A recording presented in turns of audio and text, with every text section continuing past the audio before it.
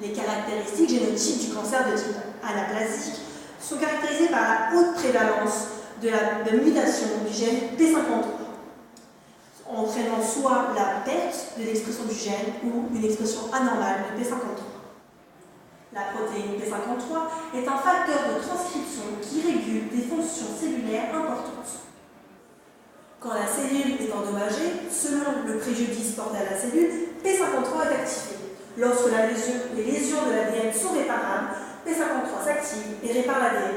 Mais lorsque les lésions de l'ADN ne sont pas réparables, P53 est activé et entraîne la mort de la cellule.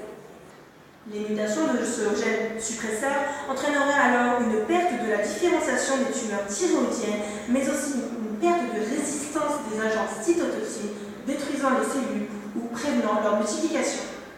Ces mutations sont dues à des substitutions, délétions, mais aussi additions de nucléotides. Par exemple, les rayons ionisants induisent des lésions du codon 12.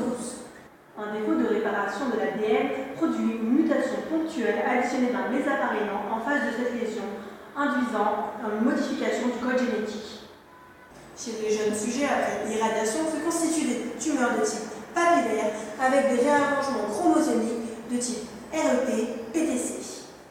Mais leur transformation anaplasique a été très rarement observée. L'exposition aux rayonnements ionisants est un mécanisme central pour la survenue des réarrangements RET-PTC avec une relation de dose à effet.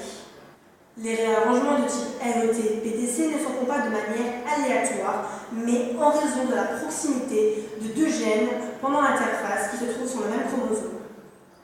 Les traitements combinés permettent de freiner cette maladie de type cervical par l'action conjuguée de la radiothérapie, cytotoxie radiosensibilisant et de la chirurgie d'excérèse si elle est possible.